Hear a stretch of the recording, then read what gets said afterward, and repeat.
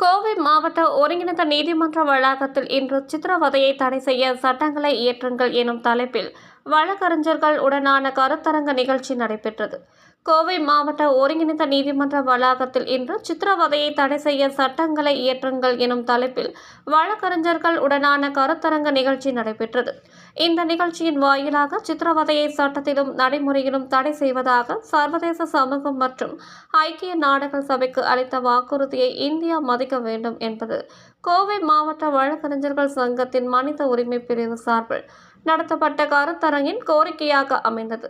சித்திரவதையால் பாதிக்கப்பட்டவர்களுக்கு ஆதரவு அளிக்கும் சர்வதேச தினமாக இன்று நாடு முழுவதும் கடைபிடிக்கப்பட்டு வருகிறது. இன்றைய நிலவரப்படி இந்தியாவில் சட்ட அமலாக்க அதிகாரிகளால் சித்திரவதை செய்யப்படுவதை தடை செய்யும் சட்டம் எதுவும் இல்லை. சித்திரவதைக்கு எதிரான சர்வதேச சட்டத்தில் இந்தியா கையொப்பமிட்டிருந்தாலும் சித்திரவதை என்பது போலீஸ் காவலில் நூற்றுக்கணக்கான மரணங்களுக்கு காரணமான குற்றங்கள் தொடர்பான விசாரணையின் வழிமுறையாக உள்ளது.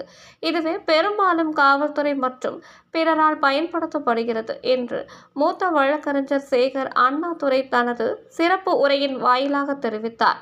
இதனைத் தொடர்ந்து சிறப்பு அரசு வழக்கறிஞர்கள் பாலசுப்ரமணியன், ராஜபிரியா, ஸ்டெபினா, ரோஸ், ஜிசா, கோவை மாவட்ட வழக்கறிஞர்கள் சங்க தலைவர் பாலகிருஷ்ணன், செயலாளர் சுதீஷ், வழக்கறிஞர்கள் மதிவாணன் மற்றும் வி.பி. சாரதி ஆகியோர் சித்திரவதை குறித்து தங்களது கருத்துக்களை பதிவு செய்தனர். இந்த நிகழ்வில் நூற்றுக்கணக்கான வழக்கறிஞர்கள் கலந்து கொண்டனர். இதனைத் தொடர்ந்து சித்திரவதை தொடர்பான முக்கிய சட்ட விதிகள் அடங்கிய சிறு புத்தகம் வெளியிடப்பட்டு விநியோகம் செய்யப்பட்டது என்பது குறிப்பிடத்தக்கது.